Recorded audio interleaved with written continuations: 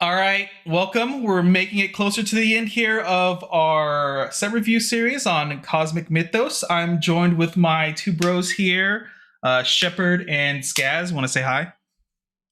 What's up? This is Shepard. Hey, I suffered through every other class so I could finally talk about Haven. Unfortunately, if you've been following along, Pressure has had to not make it today, and we're kind of on a time crunch, so we couldn't wait for him, unfortunately. But I think, Shepard, you said you were going to rate every card for him or something. What were you saying? Absolutely. I will be Arbitrarily. delivering. Arbitrary. Okay.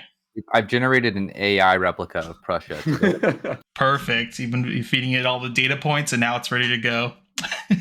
Yes, All right. and the first thing is that all these cards are Haven, so that's just a fundamentally bad input. All right. I guess we'll start this off then. I'll go first here with Aether of the White Wing. It's a 7-drop 3/5. Fanfare, search your deck for a Havencraft follower with a different name than this card that costs less than X play points and put it into your field where X equals your maximum play points. So card is crazy good. Listen, you just on turn 9, you just play this and get Aegis from your deck. But Skaz, you've played this a lot more than I have, so like I assume you have other cool lines. Like obviously, this is just like a card that tutors out the right answer you need. Like if you need John or something to Evo. Yeah. So this card is basically like the thing that's going to bring Control Haven, like not necessarily elevate it in any significant way compared to its previous status, but just like kind of let it keep pace with the meta around it. This card's extremely good. It's the best Control Haven card printed this set. One of the best cards printed, like, period, for Control Haven for a while. You're going to be grabbing, like, immediately when you play this, the highest cost thing you can grab is 6. So like as soon as you hit 7 mana and can play it, you can only grab at 6 or less. The only really good targets for 6 or less, if I found personally the best one, is Curate. The other good ones are, like, obviously regular Gian, because you could get the first. Actually, no, that's on 8, or that's on 8. Yeah, because you have to play this and then have the 2 points for Evo if you're going second. Anyway, there's a bunch of lines you could do with Aether. You could get really creative with it. Soul Collector is another interesting target as well if you need to banish something that costs 4 or less. Once you get into 8 mana, you can start grabbing things like Zoe if you need single target, or even better, you can start grabbing TM Opera from Uma, which lets you banish a follower and draw a card, and it puts a 5/5 in play. You're going to just see this a lot. There are a lot of lines you could do with this, and obviously the most, like, popular one is going to be Aegis on 9 as your finisher. But yeah, basically any like late game play you can make as a Control Haven player, you now get an additional 3/5 ward along with it. It's a great card. Yeah, I think that's what you said there at the end is what makes this card so phenomenal, is that it's always the best possible card you could draw plus a 3/5 ward. Mm-hmm. Card's phenomenal. It's great. Yep, absolutely. I think we're just all in agreement here, so we'll just move on here. Next. Yeah, Dark Gian. Dark Gian is a 6-cost 5/5 with Evolve for 1, and it has Fanfare, deal 2 damage to each other follower on the field, and yes, that does include your followers, and give 2 attack to each other follower on your field. So it's going to deal 2 damage to everything on the board, including your board, and then it's going to buff your board for 2 attack. And on Evolve, if your leader's health is 5 or more, select an enemy follower on the field, deal 4 damage to it and each leader. That includes you. I'm just going to come out here and drop a hot take off the bat. I don't think this card is very good. I think this card is going to be wildly overrated. I'm going to see this in a lot of Haven lists, and I'm not going to be happy about it. I think this card seems like it's doing a lot, and it seems like it could be very good, but a lot of it's like really high upside, especially with like buffing a wide board, is these kind of like dreamland scenarios that aren't ever going to actually manifest in the game. A lot of the times you're not going to be able to keep a board from turn to turn. Boards tend to get resetted in this game between turns. As far as a burn piece, just to deal 4 to the enemy leader, it's not even that great either, because there's other ways of doing 4. If you really need to do 4, you could just play Lucifer for the same mana. Yeah, I'm just not thrilled with this. As a board wipe, it's pretty terrible. It's just 2 damage. Regular GN's better for that. It just feels like it's doing a lot and doing so little consistently or in any like pointed, concentrated way. Just, I don't like this card. It doesn't seem good. Yeah, one thing I want to say about it too is that you're basically, if you needed, well, actually, it's not even that good of a board wipe when thinking No. about normal John. But one thing is just like the downside of it hitting your other followers, kind of like what Skaz alluded to, was that like most of the time boards reset in this game, so you generally don't always have followers to necessarily, you know, either buff up or hurt yourself either. So I don't know how I technically feel about like that part of it. But the Evo side of it, for some reason, when I originally saw this card, I thought it had Storm on the Evo side, which in my head No. made it was insane. Like if you had more than 5 health, you got Storm or something. I don't know why I was thinking. If this thing had Storm, it'd be playable. Because Yeah. then it'd be 10 damage. Like, that's great. But Yeah, that's four insane. damage, just play Yeah. Lucifer, you know? Yeah, exactly. I personally think this card, like I think during this right now, this card probably is not like, you probably shouldn't be playing this card unless you have a very clear reason to be playing it. I think later on, I feel like if I remember correctly, it does get better, or like there's decks that can facilitate this card a little bit better. So maybe in the future, if you're looking down the line, Dark John might be cool. But I think kind of Skaz hit it on the head here. The only thing I will say that is maybe a home it could find is it might be playable in Egghaven if you have like some sort of big Andromeda turn where a bunch of stuff gets to survive. Maybe that's how you get there. But then again, you're still asking a lot of this card. I just don't like it. So I've consulted the Prussia AI, and it responded back with 17 paragraphs about digital and this card in digital. So we're going to be skipping that. To be fair, this card is really good in digital. I love this card in digital. This is the avatar. I pulled so many packs to try and get this avatar in digital because I think it's just for real. avatar. I think that this card is clearly designed with Andromeda's effect in mind, but it's awkward that that's like a lot of mana and you have to already have a board and it's kind of later in the game. And without Andromeda's fanfare, Andromeda's a card we'll get to in a minute. It's just so in conflict with itself because it's going to do damage to your own board, but also you want to buff your board, so you're buffing and doing damage at the same time. And I also do think it's really funny that you have to have 5 or more defense to get the evolve effect because you can't draw. Like I really want this to be able to draw games just for I think it'd be funny. But I'm just not impressed with this card. In JP meta, they played a lot of it, but I don't find it that impactful. And yeah, fun. At the end of the day, if you disagree with us, or specifically me, because I'm like really, really down on this card, and you just want to run in your deck and you find success with it, great. More power to you. I just don't like this card. I don't think it's very good. Really quick, when you said they played in JP a lot, was it mostly an Egghaven type of thing, like an extra reach, like it has like a 1 or 2 of in the deck? That's what I feel like this might have been used for. Exactly. Yeah, it's a common 1 or 2 of in Egghaven. It's like the last 4 point of burn you need. Like I mentioned, you can combo it with Andromeda. For me in Egghaven, I know that the slots can be limited once you get past the initial egg pieces. I would never want to run this over something like Odette, another card we'll get to in a bit. I just don't think it justifies the slot, especially with that deck, because the deck all like has so much burn already. Typically, what I've experienced in the Egghaven games, my opponent is almost never at 4. They either end the game at like 12 or they end the game at 0. Yeah, agreed. Yeah. We did actually, to your point, Kit, we actually saw this in some like mid-range and control lists as well. Like we were seeing this peppered into like just random decks here and there all over the JP meta. I just didn't understand why. That's true. There was a couple of kind of weirder Aegis, different builds. I don't think we really liked any of them, if I recall, Skaz, when we were going through them. But every now and then, somebody would show up with one of those, and then sometime one of those people would have this card in the deck. So it was like a crapshoot within a crapshoot. You can also tutor this off of Aether, but I don't know. I'm still not thrilled about doing that either. I think we can just move on. Yep. All right, Zoe, Queen of Gaia. This is a 4-play point 3/3. It evolves for 1 and has fanfare. Deal 2 damage to your leader. Put the top 2 cards of your deck into your cemetery and draw a card. So on the face of it, you take a little damage, mill 2, and you get to replace itself. And then on Evo, this is the really important effect. It goes to a 4/4 and it banishes an enemy follower. Guys, as our Haven expert, you want to explain how you feel about this card? This card's actually better than people are going to give it credit for. This card's actually quite decent. There's a very real downside of dealing 2 damage to yourself when you play it, but it has a bunch of upsides here. Obviously, the first upside is that it replaces itself, so compared to your other 2-for-1s, this thing actually is like very card positive, or at least card neutral, which is really nice. And having an unconditional banish on Evo is huge, and especially at this low of a cost. The closest card that compares to this is Tiamopra, which is 7 mana. This is going to be available to you at 5 mana or 4 mana if you're going second.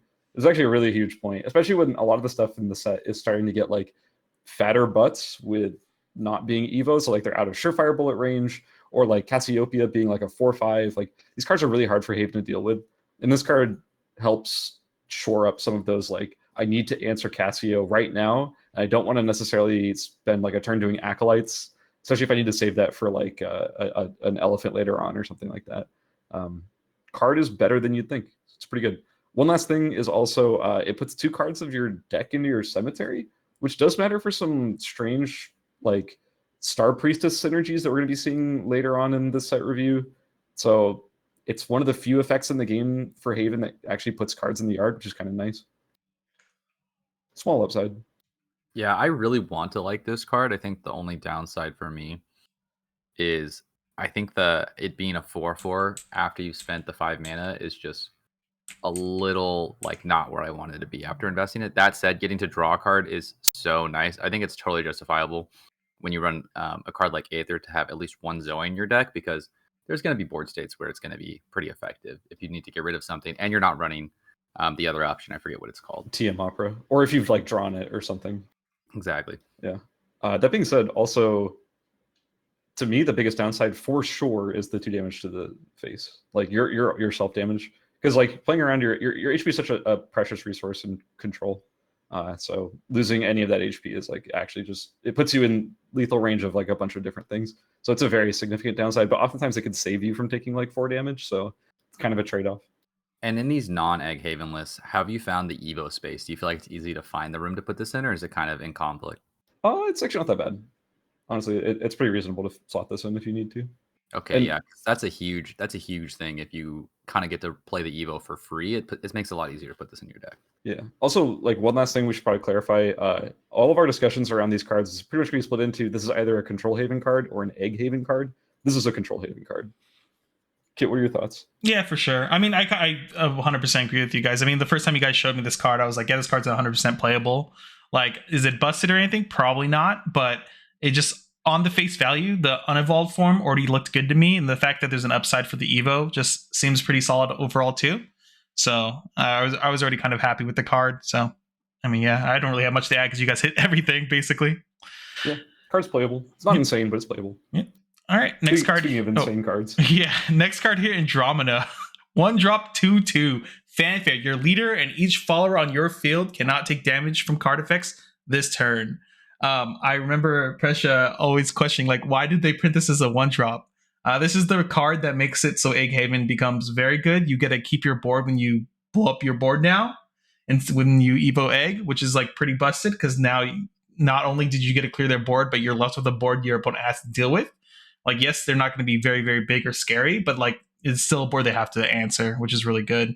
And I mean, obviously, there's other random like side effects that Andromina helps with. Like, for example, just like the last card. Like, if you play Andromina on that last card, now you don't take the 2 damage or whatever when you do play the card, and other things like that. So it's great because it has a lot of combos with those cards. Specifically with Egg, it lets you do it. But here's like Shepard's play tip of the day.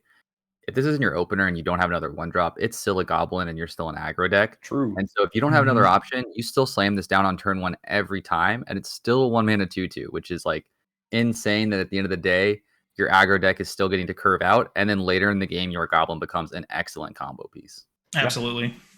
That's a super, super valid point. Yeah, Andromeda is an insane card. I'm sure this is no mystery to anybody watching this. You probably came into the set review knowing maybe like 3 cards in the set. This is probably one of them. This card's crazy. It's really good. It's super hyped up, and for a good reason.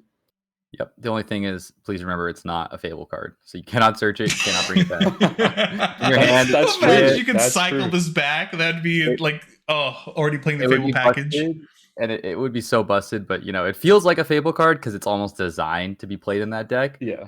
But it's very importantly not for other card effects. If your opponent grabs this off of Marcher, call a judge. Immediately. If I grab it off of March Hair, just let it slide. It's just a mistake. Yeah, let it be. Sorry. All right, let's just move on here. Yeah, not much more to say. Let's talk about Glob of the Starways. That's the next card. this is a big piece of the Amulet deck that's going to be seen somewhat in the next set. Glob of the Starways it's kind of like Prism Priestess, if you remember that from set 1. It's a 2-mana amulet that says Fanfare, search your deck for an amulet, reveal it, and add it to your hand. So same as the Evo effect of Prism Priestess. It also has quick activate for 2 mana, engage this card, put this card into your cemetery, give your leader 1 life, and draw a card. I actually kind of didn't realize that this was quick speed for the effect. That's actually makes it even better than I thought it was. Yeah, I think the fact that it has quick speeds is what pushes it over from like this seems all right to like I think this card is a little bit insane for what it like because you can hold right. You can hold play points for removal spells and then be like, oh, they didn't do anything. I need to answer. Crack this and draw a card and heal 1. Totally. Yep. I love that part of it. And the decks that you're going to play this card in are the decks that you're going to play, you know, your Surefire Bullets, Angelic Snipes, Acolyte's Lights. Like, you're going to be playing the quick spells anyway, and this has so much flexibility. I really like this card. My only thing that I don't like about it is that it's too early. I just don't think the deck comes together this set, but I'm really excited for future sets when I get to sleeve this up. I actually think this card is playable in this set. Look, we'll talk more about Candelabra when it shows up in the bronze section. But I do think that the Amulet deck exists. Is it top tier? No. I think it's like a solid tier 2 deck. Maybe you'd probably like a tier 2 deck. Oh, that's interesting. I'd be curious to see more of it because my impression of when I was looking at what cards are available, it just didn't seem like it was going to come together. But if it's going to be like, what's an equivalent deck and going into set 4, you think? Maybe like the Abyss Control would be like equivalent power level. Where it's like I think this could win in a trios format, but I don't think this is going to be like consistently first placing in solo events. Yeah, you could lose to this at locals, but then you won't see it in every top 8. Yeah, I think this will show up in top 8s occasionally, which is like tier 2. Okay. But anyway, you're going to be likely grabbing with this card. You're going to be grabbing a couple different things in that deck. You're probably going to be looking for either a Seraph to dump into your yard, or you're going to be looking for Candelabras if you don't have the Uma to grab the Candelabras. Card's good. It's playable. It's a functional piece of a deck. All right. Here is the alt art for it. Dark Charisma, best Sweet guy art. From. I love Kill a Kill. No, yeah, sure, kill it this time. All right. All right, cool. Next up, we have Star Priestess. This is a 6-cost 3/3. Ooh, that's a great stat line. Great Haven stat line right there. All right, let's move on to the effect. When you evolve it, not when you evolve it. To evolve it, you have to banish an amulet on your field. When it comes into play, you can engage 2 amulets, and then you get to pick an enemy follower, deal it 3 damage, and then you heal 3. And the evolve side of it, it goes to a 4/4, and then you select an amulet in your cemetery and put it onto your field. This is a card where, it costs a lot and has abysmal stats for the cost, but there's a reason this effect is insane. That's huge. It's such a great effect. You have a lot of random amulets in the decks that want to play this card that you're going to be able to banish to get value. You can tap 2 amulets, do damage, heal something, and then banish one of the amulets that you've engaged to evolve it. You dump Seraph in the yard. You have a bunch of ways to dump really powerful effects into your yard. Unlike this similar cards we've seen before, there's no cost gate here. It's just any amulet. And that unlocks a lot of power. Yep. Yeah. Exactly that last point. Seraph is 6 cost. Every other amulet revival we've seen until now, it said 5 or less. This is the only way you can cheat Seraph into play. That's kind of what the whole deck is built around. And also, like, this thing just comes down and lightning helixes. Like, it does 3 damage to a follower and heals you for 3. Like, that's pretty solid. That's a card name I haven't heard in a while. Hey, my MTG's out there. This is like exactly what Seraph needs, because the awkward part of Seraph is the turn you have to play Seraph, where you're not advancing your board, you're not answering their board, you're not stabilizing. This is a card that's going to come down, it's going to answer their board, it's going to leave you with a body that your opponent has to somewhat care about, and you get the Seraph out. Yeah, so this thing can like do 3 damage, hit something for 4, and heal you for 3. Like, it's a nice little stabilizer. It's not the best. It's no Kaguya, but it's pretty good. Yeah, and because you're evolving it, the turn it comes down most of the time. If there's something bigger than a 3/3, you just swing in the 4/4 and you answer their bigger threat. Yep. Also, it's worth mentioning that since you banish an amulet on evolve, it doesn't cost you anything to evo it, and it also built in frees up a board space for the revived amulet. Like, it's just this design is so sweet. Like, I love this card. Even if it's not the best card, it's awesome to play. So Yeah, mana cheating is so powerful, and you said it. Yeah, you evolve it for free, and you get an amulet for free. This card does cost 6 mana for your 4/4, but it generates like 10, 11 mana worth of value between the free Evo and the amulet. Yeah, card's really cool. Highly recommend cooking around this if you like kind of tier 2 niche decks. It's fun. It's a cool card. Next up. Yeah. All right, we got how do you say it? Caledonian Bore? There we go. Yeah, I think you nailed it. 5-drop 5/5 rush once per turn. When an amulet leaves your field, give this follower +2/+2 and a sail. Ooh, a sail. I love a sail. So the assumption here is this just goes in the amulet deck, obviously. But is it good enough? My answer is this does not go in the amulet deck. I think you should skip on this. This card's not very good. Okay. Where's Prussia? This is a brick. This is a brick card for sure. 7/7 a sail. Let's go. I think the problem is a lot of the amulet self-destruction effects are costed. So this thing isn't really 5 mana. You're probably going to be paying like 6 or 7 mana, unless you're like cracking a Sacred Plea for 0. Like, I don't know. I'm gonna be cracking my death sentence. is that the one that the 3-drop? Yeah, the death sentence. The delayed. Let's go.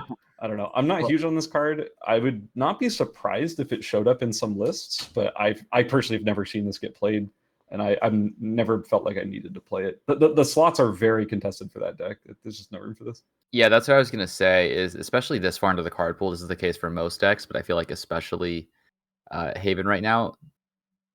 Like all your deck slots are really valuable, and it's a real cost to put something into your deck, especially when it's not actually advancing your game plan as much as you think it is. You go, yeah, big stats, removal, whatever.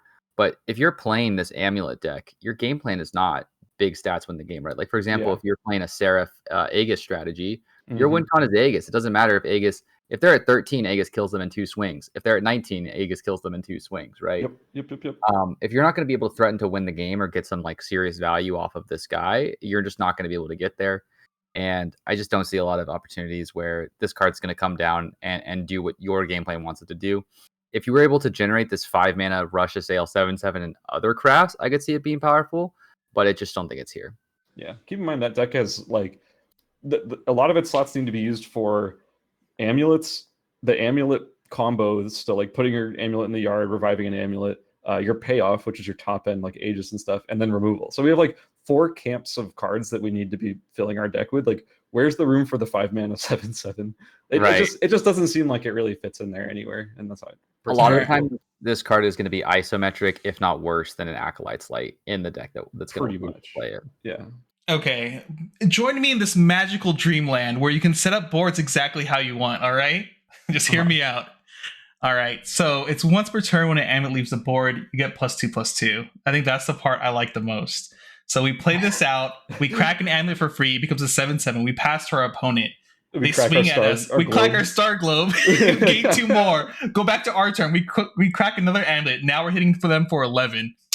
Cards busted.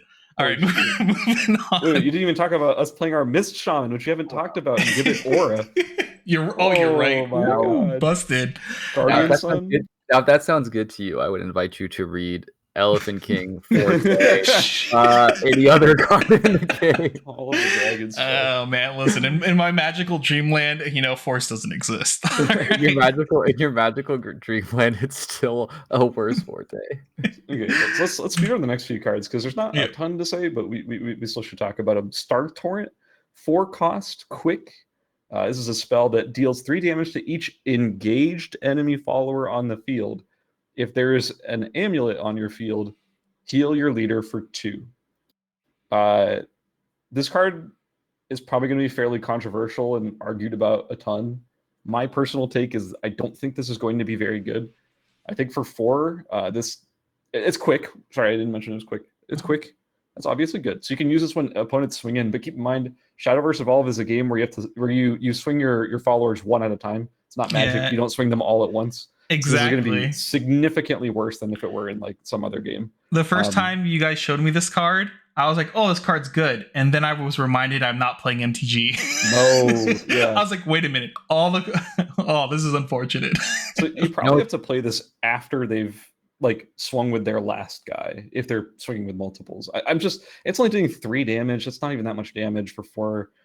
I'm just down on this card. I don't like it. Yeah, I agree. I think the problem with this, in addition to what you guys mentioned about the awkwardness, is of how you actually get this card out. Is I just don't think 3 damage is enough. We're not really going to see a lot of go wide like sword style bunch of token aggros in set 4. I don't think those are the contenders. I think the contenders are going to be Discard and Ramp Dragon. They're going to be Elephant King Forest. They're going to be these Egg Haven decks. And against all of those decks, this card is just not going to do what you need it to do for its mana cost. I mean, you're just going to be so much worse. I would much rather play Zoe than this, right? Where you can just answer 2 things that are relevant rather than kind of sort of maybe answer a couple of things. Like, this is just too awkward, and it requires too many combos to be good. Like, you have to do this and then untap and then Gian, and now you're building this like multiple card combo to make your mediocre card kind of good. And keep in mind, like, a lot of players are going to be like swinging it if they have things in play or whatever. They'll swing in with their dudes and then play a standing follower afterwards because things can't attack really generally the turn they get played unless they got evolved. So it's going to miss on those too. This card, I just don't like it. We could just move on. This card is controversial, but I think we can say our official stance is it's bad and move on. Yep. Star Chaser Sprite. This is a 3 play point 3/4, so we are on rate. Fanfare, engage 2 amulets on your field, draw 2 cards, then discard a card. I think a couple of set reviews ago, I think I mentioned that Shadowverse is not the kind of game where the card advantage you generate to win the game can be things like these slow discard, draw engines, whatever, if they're not also advancing your board or doing something significant. I don't know. Skaz, have you gotten to experiment with this card? Because the way I read it, I don't think it does enough on 3. So the most exciting thing about this card is the fact that you could discard a card, which means you can dump specifically your Seraphs for the combo. However, before we get too ahead of ourselves, there is an Uma card that also lets you discard cards, and it's basically cheaper and therefore just better. So yeah, I think I've never seen somebody run this over the Uma card. Yeah, you're pretty much only going to be playing the Uma card for that deck, as far as I can tell. Also, the blanking on the amulets is actually such a sleeper cost. Even in the amulet deck, it's going to require you to consistently go amulet on 1, amulet on 2, which means you haven't interacted with your opponent's board at all. And then on 3, you're still not interacting with their board. You're drawing cards. Yeah, the card I was talking about was Inari 1. It's a 2 cost, 2/3 fanfare, discard an amulet, give this follower +2 attack and rush. So it's a 2 mana 4/3 rush that dumps your Seraph. Like, it's just better. Like, you're just going to play that. No, it's absolutely better. Yeah, this card is just too slow and doesn't, like you said, if you don't interact with your opponent's board for 2 turns, you just might as well lose the game right there. Yeah, this card would get played probably if Inari 1 didn't exist, but it does. So, unfortunate. I love the art. It's gorgeous art. Yeah, I really like the art too. I hate this art. But we can move on to Sister of Punishment. All right, Sister of Punishment. 2-drop 2/3 once per turn. When an amulet leaves your field, select an enemy flower on the field and deal it 2 damage. Card's kind of cute. I don't know if it's super worthwhile. I guess like cracking your Sacred Pleas and stuff now acts as removal while drawing cards, which is kind of cute. But I don't know if this is like necessarily good enough to like be playing in your deck while to like control the board at that point of the game anyway, I guess, especially since it's once per turn. If it wasn't once per turn, maybe this would find a home in like some kind of like control list with amulets, but it just feels not good. Yeah, once again, 2 damage, it's just not 3. Yeah, agreed. I mean, and also like cracking an amulet is a real cost. Like, there's a lot of you're not going to get that many amulets into play necessarily. You're not going to be like cracking like 2 to 3 amulets a turn or something. And again, like, this is even restricted in how many times you can trigger per turn. I haven't tested with this card very much, but I haven't really wanted to either. Card doesn't seem very good. Yeah, I think this card's just a trap. I think we can move on. It's got a nice stat line though, so I like that. 2 mana 2/3. Yeah. But also, like, the amulet decks aren't aggro decks, so you don't really need this. I don't know. You can skip it. Yep. Next card. Miss Shaman. This is a 2 cost 2/2 with Evo for 1. On evolve, select another follower on your field and give it aura, and it becomes a 3/3 when it evolves. Haven't tested around this a bunch, but from what I can tell, this has some niche playability, and the decks that really want it do really want it, and it obviously can lead to some cool combos. Card is cool, but I don't know exactly. I wouldn't rate this super highly. It's clearly like a combo piece for specific cards to give it protection. It doesn't feel like a very general card. It feels like you have very specific targets that you're trying to protect with this. but there's no clear answer for what you're protecting in the current format, in my opinion. Yeah, I basically agree. I mean, obviously, we all know aura is such a powerful keyword, but this definitely feels like there's something missing that you need to like also attach it to. But one thing though, the art, I love this Evo art so much. It's gorgeous, yeah. Yeah.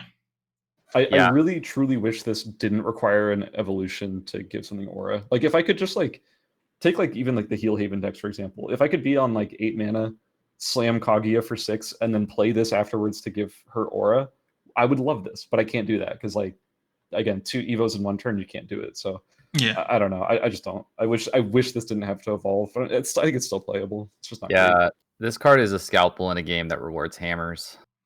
True. Oh yeah, that's such a good way to put it. True. All right, next card. Octo Bishop. This is a 4-cost. Great name, great art. This is a 4-cost 4/4. It's ward. It's got ward, and then at your end phase, you give it 2 defense. So the first turn, it goes to a 4/6, and then it just continues to grow from there. I swear this card looks really bad to me, but somebody I was talking to recently was trying to talk it up to me, and I don't know if I was getting trolled or not. It wasn't me. I can assure you. This card just seems really bad. I mean, if go ahead. Oh, I was gonna say, in response to that, like this card almost reads good to me. Almost, it's like on the cusp of like it's missing something, and then this card becomes really good and like absolutely playable. But it just feels like something is just off, that stopping it from being good. I don't know if that's how you feel like it. Dirt Rune is dropping 4/6s on 3, and that doesn't even feel that powerful in set 3.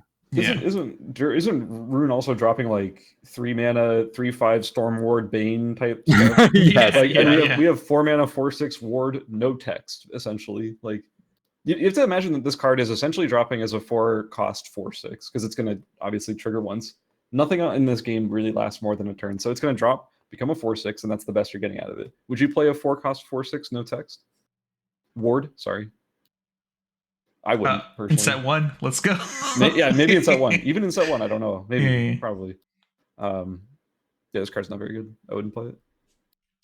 All right, moving on. Candelabra of Prayers. Yep, Candelabra of Prayers. 1-drop amulet once per turn. Whenever another amulet comes onto your field, give your leader +1 health. I mean, you want to talk about this, Skaz? Because you probably know more about the next deck than I do.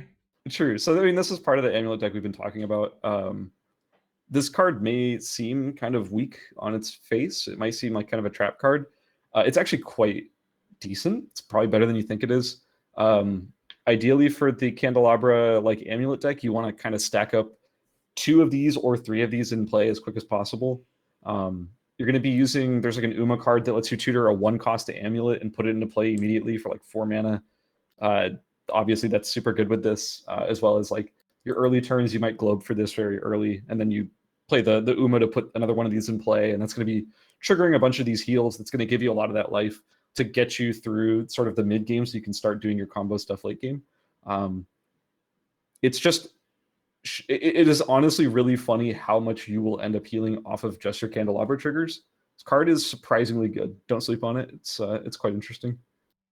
Yeah, I just want to say something about this card, which is that while on the face of it, it might seem like it has less power than cards like Miss Shaman or the 5-mana guy that goes to 7/7, etc. But I mentioned with those, it comes down to your game plan. What makes this card powerful is for the amulet deck, which is effectively this control deck. It's on game plan. It's a cheap amulet. You can use it to pay costs that require tapping or sacrificing amulets, and it heals you to get you to the late game. I honestly, I saw this card and I was a little bit underwhelmed, but then the first time I played against Skaz on the amulet deck, I was like, okay, this card is a key enabler that makes the whole strategy work because it does all of the above and it's super on game plan. Do I think the card's busted on its face? No. Absolutely not. But if you're going to play an amulet-based strategy, especially in this set where you don't have access to some of the set 5 stuff yet, I don't think I think this is like one of the first cards I would look at to put in the deck. Yeah, I'm not even sure the deck, I mean, I'm sure it does to some degree, but I personally don't think the deck functions very well without this card. Like it feels like a key load-bearing piece of the deck. Yeah, it turns the amulets that are typically like do nothings in a sense into do somethings, and it does it at a really low rate. Yeah, it's so cheap.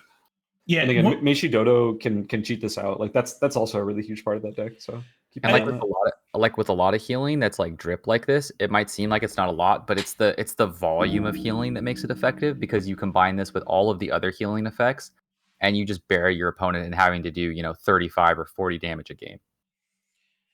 yeah. I think I forgot. I think maybe it was Shepard or someone earlier said that health as a resource in this game is actually, it feels so much more important than other games I've ever played. Like other games, I am willing to go down to 1 health all the time because I know I can win. The problem in this game is the interactions we have with our opponent are so limited that at the end of the day, healing is actually a really powerful mechanic. It doesn't feel that way if you don't really like play like a more of a controlling game plan and stuff like that, I feel like. But the more I try to force, like, because I really like playing control a lot in general, even in MTG, that's all I ever did. It just feels like healing is so important. Healing just can sometimes shut down other strategies. Like I've said, and I'm sure you guys said, and we've said in some videos, like even in the set 3 meta, healing feels like one of the most broken things to be doing. It's like why you see what's that one Uma card I was playing? You see it in like everyone's Super Uma Creek. list. Yeah, Super Creek. It just feels so good. Shenlong, the reason Shenlong's down to 1 is not just because it only has synergy with other things. The fact that you heal 5 and have this ward on board is insane. Yeah, healing is just so good. So don't sleep on a 1 heal. And like you guys said, it starts to snowball out of control once you get a couple of these on the board, and like every turn you're healing 2, 3, 2, 3 here and there. It very much adds up very quickly. Yeah. Keep in mind for like your star priestesses and stuff, they need amulets in play to tap and get their effects and stuff. You're gonna easily have 2 candelabras in play by then, and like the easy targets right there. It's just for 1 mana, you get so much value. This thing's gonna heal you 5+ health per game. That's more than a Dark Offering. That's insane rate for 1 mana. It's so good. I also just want to say 2 quick things. First of all, I'm just going to throw out the one downside of this card, which is board space, right? For sure. Even though you're a control deck where you don't have that many things in play, it still is a cost. This is 20% of your board. You usually want 2 of them, which can be a little awkward. That said, what I think I wanted to say about healing in this game, and part of what I think makes it really effective compared to other games, not just the interaction you have with your opponent, is that in this game, certain increments of healing buy you a turn. And this is a game where like regularly, I feel like most of the games I play come down to if I had 1 more turn or if they had 1 more turn, the game would have gone the other way. And you don't have to heal infinitely. If your opponent's game plan is to play 3 instances of 7 damage, aka the Forte game plan, healing for 2 buys you an extra attack from them, right? Now they have to do a 4th swing. And that's just something I want to highlight about like why I think this is so effective. Is this is a deck where you need to get to that 9th or 10th turn, right? You're almost never with your Amulet Seraph deck going to close out a game on 5 or 6. Yeah, I think we pretty much said it all. Card's great, in the right deck, and the deck in question is rather niche, but it's still a good card. It's a great card. Yeah. Yep, I think we're in agreement all across the board here. This is probably the best bronze card in the set for Haven. For Haven, for sure. Yeah. For Haven, for sure. I was going to say, we're competing with the owl. If we're Listen, talking we're about not talking about the other bronzes. All right. But yep, that's the last card for Haven, guys. The next video will be our last video. It will be on the neutral cards, which has some cool stuff and some garbage stuff as usual. So hey. We'll see you guys in the next video. Make sure to like, comment, subscribe. And as always, thanks Skaz and Shepard for joining me on this. And thank you, AI Pressure. Happy to be here. Thank you. AI Pressure says he was happy to be here, and he's still typing about digital. I'm not sure where he's going. All right, see you guys.